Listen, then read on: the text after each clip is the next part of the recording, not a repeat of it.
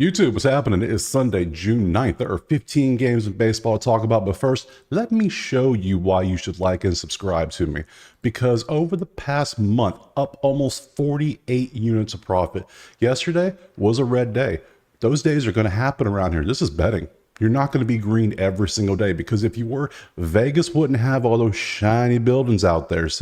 But you zoom out, you look at the bigger picture. The past week, almost 19 units of profit, month 48 units. We're on a trajectory. We're moving up. We're doing great. So if you like that, drop a like, subscribe. We got 15 games. Let's go ahead and jump to that first one. All right, so the first game is the London series with the Phillies and the Mets. Look, the game is at 10 a.m. on a Sunday. I don't know about you, but I like to sleep in a little bit on the weekends, and getting up at like 7 a.m. to do this ain't happening on Sunday. Can't do it. So this game, as fun as it seems, this game is going to be a complete pass. Move on to the next one. All right, first actual game, we have the Giants and the Rangers. We have Wynn with a 617 and Evaldi with a 270. Looking at the betting markets, we see the Rangers are decently favored at home, 165, 7.5 total with some juice on that over. Looking at the data, Nerfy 64.3, not really worth looking at. Stat-wise, Giants 5.7 runs in the last 3 games for 4th best in the majors. Texas 4 runs a game for 18th, middle of the road, so advantage San Fran. Batting averages 277 versus 224, 50-point advantage for San Fran. Strikeout wise, advantage Texas 6.3 versus 9. This says Texas is more disciplined with striking out. And that's mainly used for strikeout props. So neither team is in the bottom 20, so we don't really care about strikeout props. So looking at the pitching, we see that San Fran sending out Keaton Wynn, 617 with a 1-3 whip. His last 3 games have been miserable. Giving up 5 runs, 7 runs, 5 runs. Dude has been awful. May was not his month.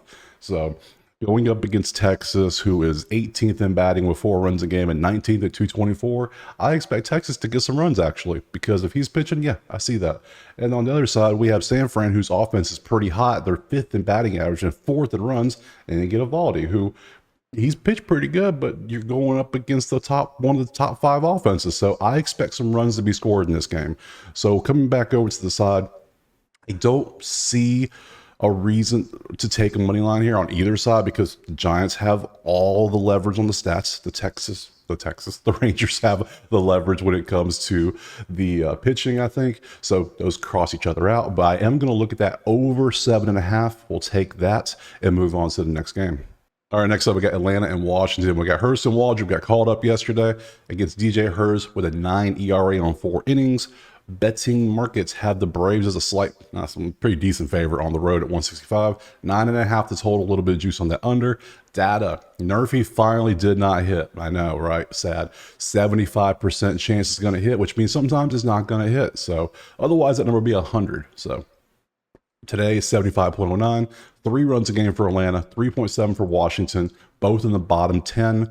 Batting average, Atlanta's 25th, batting 200 in the last 3 games. Washington's 12th, batting 245, advantage Washington. 8 and 9.3 on strikeouts per game. We're not going to look at strikeout props for the new pitchers because no, I need to see what they can do first. On the pitching, obviously Waldrop has nothing because he just got called up. And Hurst has pitched 1 game, 7 hits, 4 earned, and a home run, 2 walks and 3 Ks. So not a great game for him. So for this one, we are going to come back to the data. 75% Nerfy. I usually will always take a Nerfy if it is over 70%. The thing about this one is, yes, Atlanta and Washington offense are struggling, but we have pitchers that do that. So we do not know what we're getting here. If it was a decent pitcher where he has some established stats, maybe. 4 innings doesn't cut it. And then obviously nothing doesn't cut it. So we're going to pass on Nerfy in this one. We're going to pass on a money line total, and we're going to pass on an over because there's just too many unknowns. We got plenty of other games. Let's go look at those. Next game. Next up, Minnesota and Pittsburgh. We got Ober with a 4.94 and Jones with a 3.25. Betting markets have it basically pick them, slight favorite on the Pirates, 7.5 with a little bit of juice on that over. Data wise, 62.5 Nerfy, not what we're talking about. Minnesota, 1.7 runs a game for 27th. They just like the number 27. They've been 1.7 their last 3 games, 2.5 their last 7, 3.4 last 5. That trend line is diving into the dirt. You can see, not good. Pittsburgh, 14th at 4.7 runs. They hover around that number the last 2 weeks. Clear advantage Pittsburgh on that. Batting averages 240 for Minnesota for 14th. Pittsburgh 269 for 7th. Advantage Pittsburgh. Strikeouts, Minnesota 8, Pittsburgh 10.7. Pittsburgh's always pretty high in strikeouts, I've noticed. So 26, they're doing a little bit better. So we will be looking at the Minnesota pitcher Ober's strikeout props against Pittsburgh because of how much they're striking out. So let's just start with that now. Jump over there. Ober, his last few games, you can see strikeouts 2, 4, 5, 4, then a 10 and a 7. So he was for a bit striking out, but now he has slowed down on strikeouts. So we will take a look at his prop. If it's something like 4.5, maybe. You might do that 3.5 even, sure. If it's anything higher than that, I'm passing on that. I can't. I'm not doing no 5.5, 6.5. Can't, no. So we'll look at that. On his games, 3 earned runs, roughed up by KC. 2 earned runs, 5 earned runs. Dude is all over the place. It's hard to tell. So that's an advantage Pittsburgh because Minnesota's pitcher is struggling so hard. Jared Jones had an awesome game against the Dodgers last time out. 3 hits over 7 with 6 strikeouts.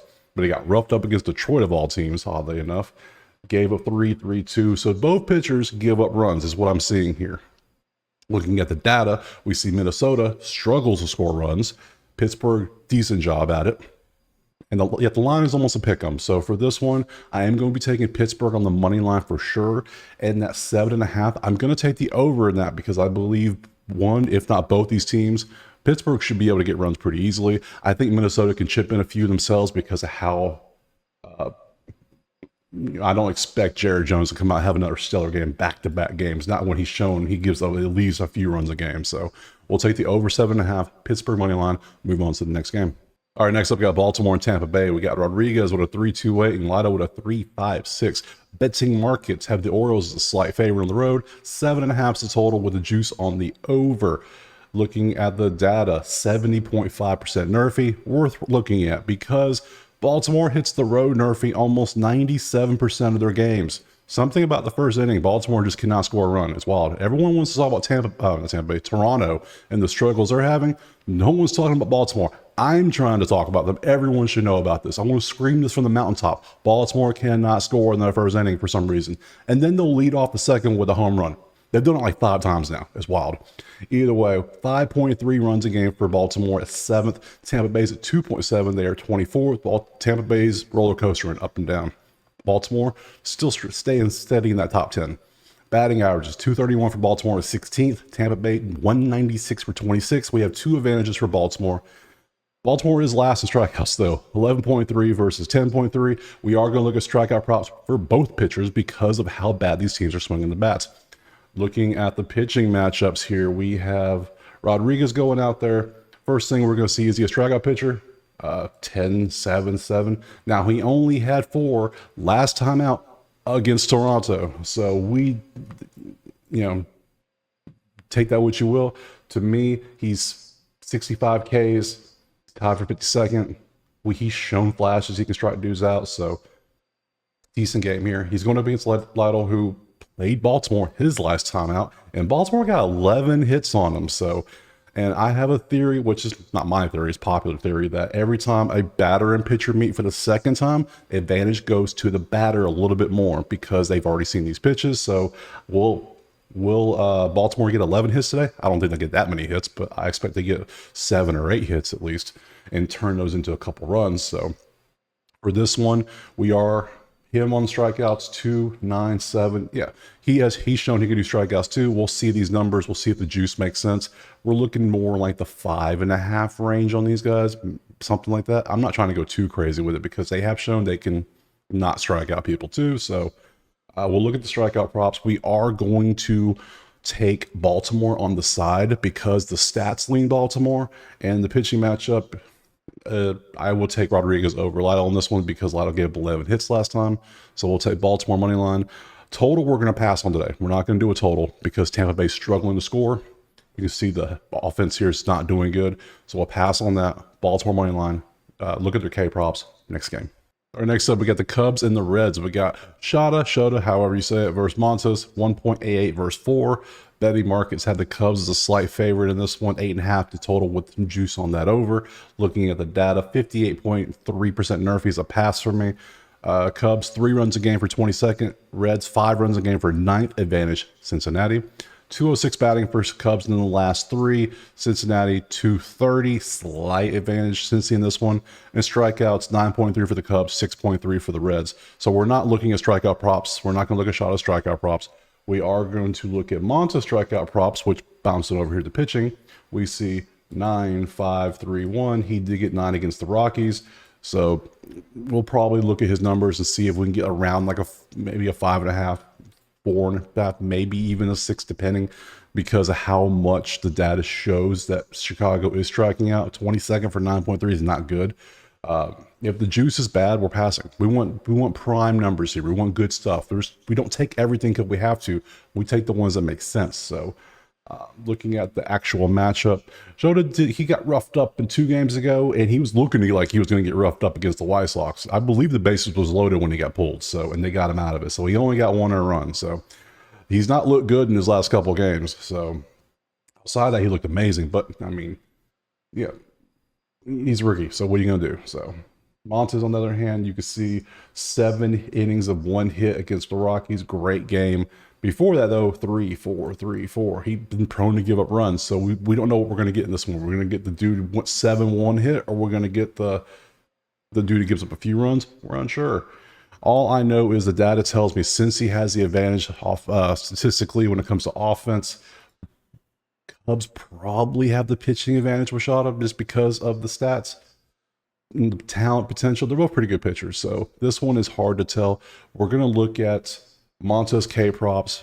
We're probably, we're going to take Cincy on the money line just because Shada is struggling in the last 2 games, and I'm going to back Montes on that great game he had, because the 7 innings 1 hit was great. Shada struggled 2 games in a row, but Cincy's bats are still hot. We'll take Cincy money line. We'll look at Montes K props and move on to the next game. All right, next up, we got Cleveland, Miami. We got Carrasco with a 5.66 and Rogers with a 5.68. Pretty much the same numbers, no advantage when it comes to pitching. Looking at the betting markets, same on money line, nothing really there. 8.5 the total, slight juice on the over. Data tells us 57.3 on the Nerfy, not worth talking about. Cleveland, 4.3 runs for 17th. Miami, 2 runs a game for 26th. Advantage Cleveland. Cleveland's batting 263. Meanwhile, Miami's batting 188. That ain't good.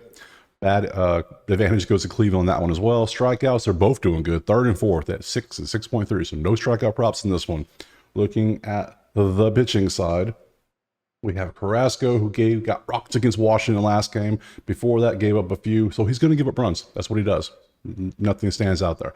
We expected him to give up at least a couple runs a game. When it comes to Rogers, on the other hand, same thing. 4, 1, 4. He had a good game against Detroit, but it is Detroit who has struggled this year offensively. You'll see why in a little bit. And Philly, with 4 runs there. So this guy gives up runs. We can expect a few from him too.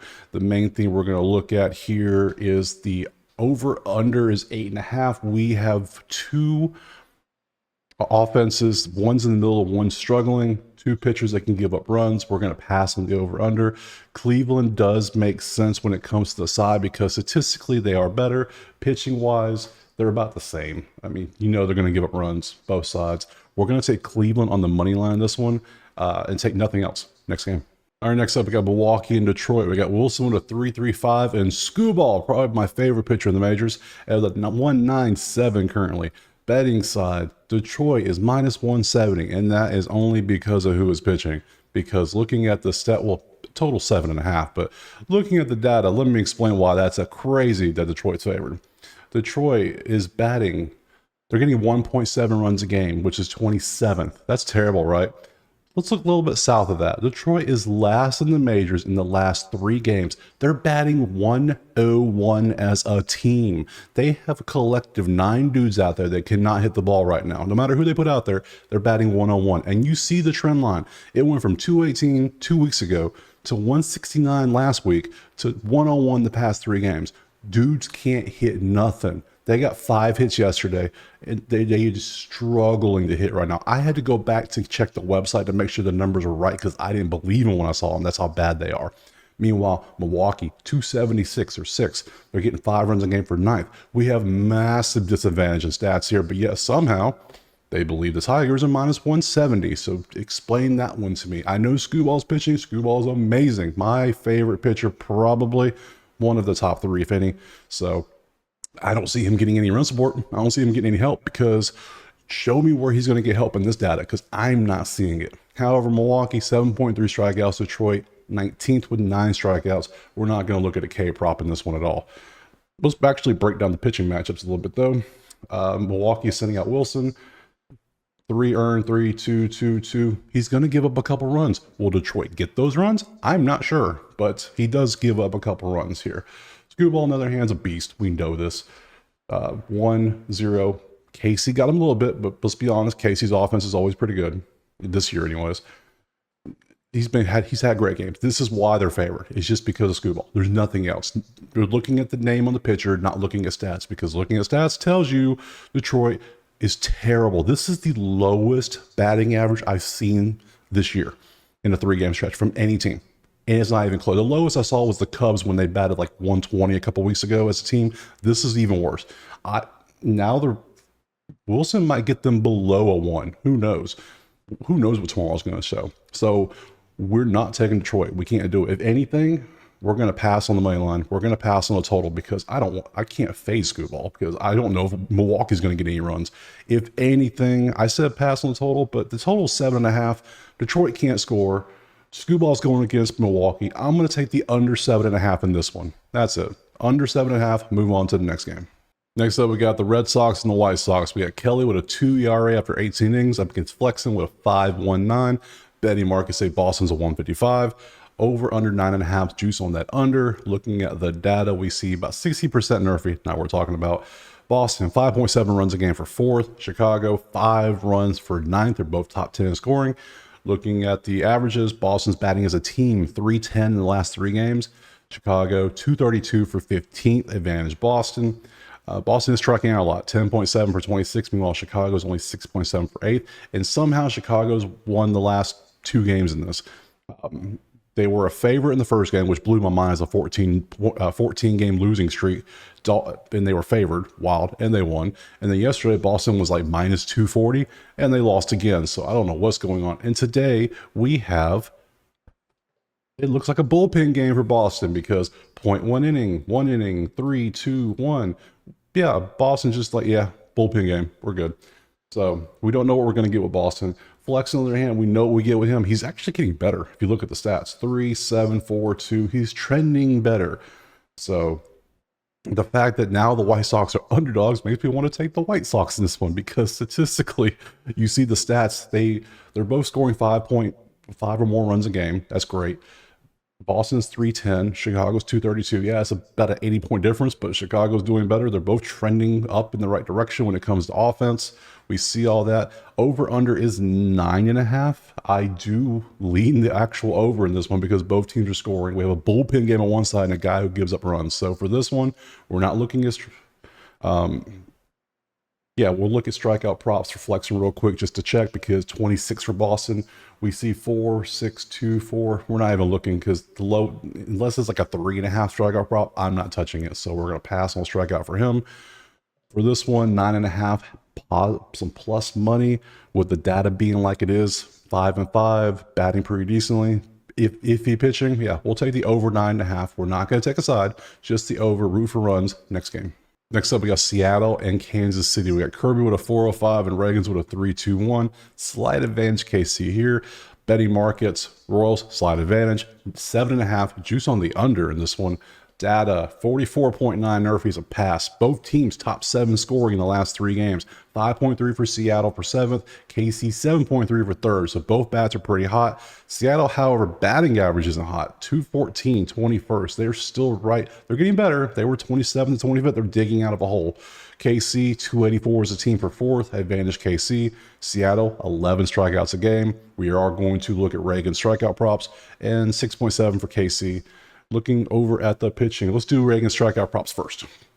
We see his last few games here, 6, 7, 12, 7. Yeah, we're going to look at his prop. We'll see what it is, so especially against Seattle, who is striking out 11 times a game according to the data. We'll see. Yeah, if we get a good number, we will be taking that. On the team itself, 1 earned run, 2.00. He has pitched great here in his last 4 games. Last time he even got really roughed up was against LA against in 5-11. So outside of that, pretty good 4-game stretch. Kirby, 2-1. He got roughed up against Washington and Baltimore in back-to-back games. So both pitchers have had a couple of days of getting roughed up, but nothing really to speak of. Both offenses are top 7, so looking at that data, I like to see that. The only thing I don't like is Seattle's not batting that well, and they're striking out a lot. So on the odds, we are going to be taking Kansas City because of the advantages statistically, and I believe slightly better advantage in pitching. So Kansas City money line for sure. We are going to pass on the over-under. I know both teams are doing decent, but that Seattle batting average worries me, and Reagan's could come out and strike out 12 again. So we'll take KC money line and the Reagan strikeout prop and move on to the next game. Next up, we got Colorado and St. Louis. We got Black with a 4-5-4 going up against somebody. I can't find anywhere where St. Louis is announced who's pitching, so that makes it hard to cap. Betting markets currently have St. Louis as a 180 favorite, though, so I don't know what they're seeing here, but they got him as a heavy favorite. 8.5 total, wasn't juice on that under. Data-wise, we have 58.9 Nerfy, not what we're talking about. Stat-wise, 4.7 versus 5 on the runs. This is pretty much a push. 255 versus 243 batting average. Again, pretty much a push. 10.7 strikeouts for Colorado. We are going to, nope, we can't even look at the strikeout prop because we don't know who's pitching. So we're going to pass on that. 7.7 for St. Louis. So we're not looking at black strikeout props. Not knowing who pitching for St. Louis at this time, it's 10:30 on a Sunday morning on the East Coast. How do you not know this already? I don't know. Wild. Either way, since we don't know it, we don't know what's going on. All the stats are pretty much the same. This entire game is going to be a pass. Next game. Next up, we got Houston and LA Angels. We got Verlander with a 3.64 against Sandoval with a 5.0. Betting markets. Astros decently favored on the road. 8.5 total juice on that under. Data shows 53% nervy. That's a pass. Now we're talking about 5 runs a game for Houston for ninth. 1.7 for LA. They are struggling, so advantage Houston in this one. Houston 255 batting average in the last 3. LA 176. They have been struggling that bottom 3 for the past 2 weeks when it comes to batting average. They cannot score. It's terrible for them. Advantage Houston again. Strikeouts 6.3 for 4th for Houston, 8 for 14 for Angels. We're not looking at K props for either one of these. Looking at the pitching matchups, we got Verlander gave up 4 earned last time. 1-1-4. He gives up 4. He gives up 1. He's going to give up something probably. Nothing really stands out against Angels in their atrocious offense, though. I expect him to do much better. So now looking at his counterpart Sandoval, we see 1, 2, 8. 4. So he does give up some too. Based on the stats alone, Houston has the advantage, and I believe Verlander is much better than Sandoval. The numbers seem to show that too. So looking at the data, I will be taking Houston on the money line. Over under, we're going to pass on that one as well. So just Houston money line and move on to the next game. Next up, Toronto, Oakland. We got Francis with a 9 ERA over 18 innings and Spence with a 3.86. Betting markets, Blue Jays slightly favored on the road, 8.5 with some juice on that under. Data 74.8 nervy. We will look at that. 4.7 runs for Toronto for 14th. Oakland 0.7 runs in the last 3 games. They are 30th. They have the trend line normally bottoms out in the corner. It bottomed out halfway through because they have just hit 0.7 is the lowest runs per game in 3 games I've seen this season. That's wild. So advantage Toronto. So batting averages 229 for Toronto for 18th. Oakland 135 for 29th. 135 is miserable unless you're Detroit. Detroit would love to have 135 right now because it's terrible. Toronto first in strikeouts at 4.3. Oakland 8.3 for 18th. So clear advantages for Toronto in the numbers here. So Toronto money line seems like the play. Nerfy wise, Oakland can't do anything. Toronto is struggling as well. Since these two, and we know Toronto's record. Yeah, they broke their nerfy streak yesterday. Congratulations. But outside of that, can't do it. Nope. I'm taking the nerfy again in this one. Just because you do it once, show me you can do it twice. I don't believe you can. I don't think you got it in you. So I'm taking the nerfy in this one for sure. Looking at the pitching matchups, Toronto sending out Bowden, Francis, whatever you want to say, 4 earned. 0-0-2-5. So he has decent games and sometimes he gives up. But you can see 3-2-2-1. This is a bullpen game. That's what it is. So we expect him to go out. If he comes out and pitches like this, nerfy hits all day easily. Spence comes out for Oakland, gave up 4 to Seattle, 0-2-1-2. He gives up a couple too, but I'm not too concerned with it. I'm taking the Nerfy in this one. I'm taking Toronto in this one as well, just because of how terrible these Oakland batting numbers are. I don't care what happens. I have to take the bet against a team who has 0.7 runs a game in their last 3. So Toronto money line, Nerfy, next game. All right, next up, we got Arizona and San Diego. We got Magoo with a 6.35 against Mazur with a 1.5 over 6 innings. Betting markets currently have Padres slightly favored at home. 8.5 total, a little bit over on juice on the over. Data, 56.6 Nerfy, pass. Arizona, 2.7 runs a game for 24th. Not good when you're going up against San Diego, who is at 8.7 runs a game in their last 3 for first. Bats are on fire. Trend line broke the roof. It's gone. It's out the door. Batting average, San Diego first, 345 as a team. They're also second in strikeouts, which they're always going to be top 2 or 3 in strikeouts. 5 a game for them. They're very disciplined. Arizona batting 212 for 22nd and 8 strikeouts for 14. So we have clear advantage of San Diego here. Looking at the pitching matchups, we have Magoo here with a 6.35, 1.65 whip. Only pitched 1 inning, 1 inning, 1 inning. He has 3 innings in the past month and a half. So clearly this is going to be a bullpen game for Arizona. He's going to do a couple innings. He might give up some runs, and then the next guy comes in. That makes it hard to cap. So, however, Mazur, on the other hand, 6 innings, 2 hits, 1 run, 4 Ks, pretty good matchup. He should go out there and pitch his 5-6 innings. That's good, especially with stats like that against a team in Arizona who, as we see, is struggling offensively. So we are going to be taking San Diego on the money line all day in this one. I'm even going to take San Diego on the run line. It's plus 135. I might put about half a unit, not a full unit, just a little bit, sprinkle a little bit, if you will, on it, just because of the stats here. And outside of that, I'm not taking the total. I don't like, San Diego's offense is on fire, but Arizona's struggling. We're going to pass on that. Just San Diego on the money line, sprinkle the run line, and move on to the next game. Last game, Sunday Night Baseball. Talk about a good matchup. Dodgers, Yankees, Glass now at a 2.93 up against Gill with a 1.82. Beast of a matchup. Looking at the betting markets, Dodgers, slight favorite on the road, 7.5, some juice on that over. Data, 39.2% Nerfy, that's a pass. Second is the Dodgers in runs in the last 3 games at 8. Yankees are 18th at 4 runs. Dodgers batting 261. Yankees batting 212. Advantage Dodgers. 9 to 9.7 strikeouts. We can look at strikeout props for both of them because they are. Both pitchers are pretty good, and these stats are So we'll look at those. It's Sunday Night Baseball. It's the only thing on, so why not? I will be watching it. I like to have a few things to look at while I watch the game personally. So, because I don't watch every game, I get bits and pieces here and there. But Sunday Night Baseball, I watch the whole game usually because what else is on? Yeah. So, come over to the pitching stats. We got Gill right here with a 1.82, a 0.92 whip. We see 6 innings, great. 6 Ks, 9, 8, 14. Yeah, we're gonna look at Gill's strikeout props to see what we can get on there. That's definitely gonna be a bet we're gonna take today. Overall, dude has been a monster. He has been beasting when it comes to pitching. Beautiful, beautiful numbers here. Glass now, he was great 10, 8, 6, 8, 9. Yeah, we're taking his K props too. We're just going to root for a low scoring strikeout fest out here. So outside of that, 4, 3, 2, 1. Now we need 0. Just go with the trend. Just keep going down. So we got 2 beast pitchers. Gill, I think, has the advantage, even though Dodgers have the advantage when it comes to the stats here. With the over-under being 7.5, I don't know if I could take the under in this one.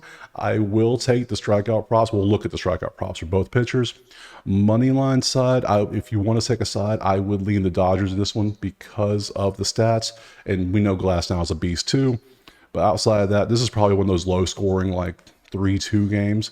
But under 7.5 on a Sunday Night Baseball, do I really want to root for boring on a game I'm fully going to watch? I'd rather root for a pitching matchup where they just strike out 10 dudes each and we all make a bunch of money. So we'll do that. We'll take K props, leave everything else alone, and that's it. All 15 games broken down, given information, data crunched. If you like what you saw, drop a subscribe. Let me know in the comments how you've been doing following my plays, and we will see you tomorrow. Peace out.